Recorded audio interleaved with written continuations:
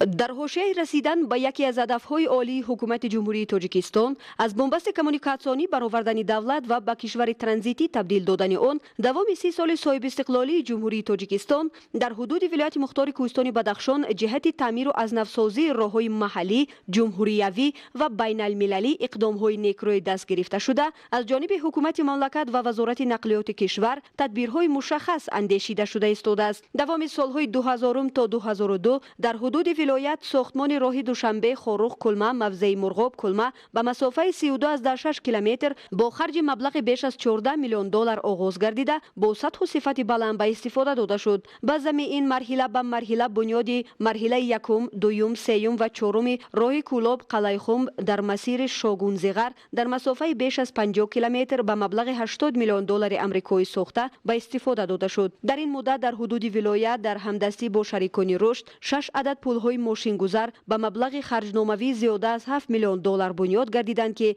ثمره نیک دوران صاحب استقلالی مملکت معنیداد کرده می شوند. در حدود ولایت باشد در 30 سال استقلالیت به مبلغ 5 میلیارد سومانی لایه‌های خرد و کلان ساخته به استفاده داده شده و حالا هم بعضی لایه‌ها ساختمانشون دوام دارد.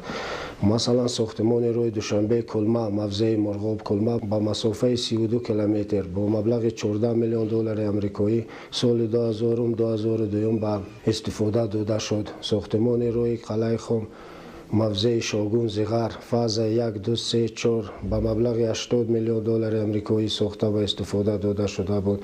ساختمان پولا در ناحیه اشکاشم دروازه ونج خاروخ با مبلغ 7 میلیون دلار آمریکایی ساخته و استفاده داده شدند.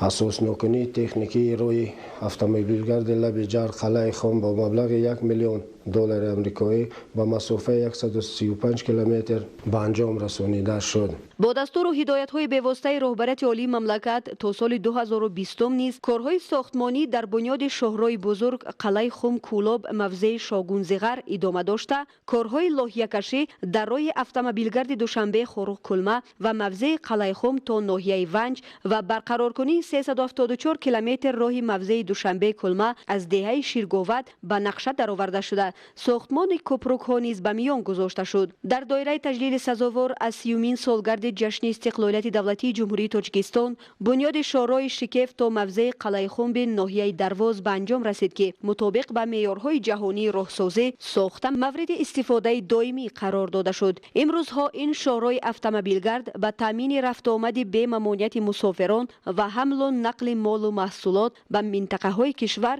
و بهبودی شرایط زیست و زندگی ساکنان ولایت مختار کوهستان بدخشان نگرانیده شده است. عین زمان باشد در ساحه نقلیات زیاده از 13 لایه خرد و کلان عملی شده. ساختمان راه قلعه خم شگیف به انجام رسانید. در شد ساختمان 7 عدد پول به مبلغ 20 میلیون دلار آمریکایی در عرفه انجامیابی. ساختمان پول در موضع سیلخوز تکنیکا و ساختمان یک گروه انشاءات در موضع برسیم از ماه مارس اپریل سال 2022 آغاز می‌گردند. در 2 سال آینده ساختمان راه قلعه خم ونج دروازه روشن به مبلغ 2 میلیارد سومانی که در نظر دارد 93 کیلومتر راه اتومبیلگرد، 15 عدد پول، 5 عدد دالان‌های ضد ترموی و 2 عدد نقل ساختمانشون آغاز می‌گردد. حال حاضر در حدود ولایت مختار کوهستان بدخشان در ساحه نقلیات 13 لایحه سرمایه‌گذاری دولتی به مبلغ 11 میلیارد سومانی عملی گردیده، کارهای ساختمانی در 17 پل در عرفه انجامیابی قرار دارد.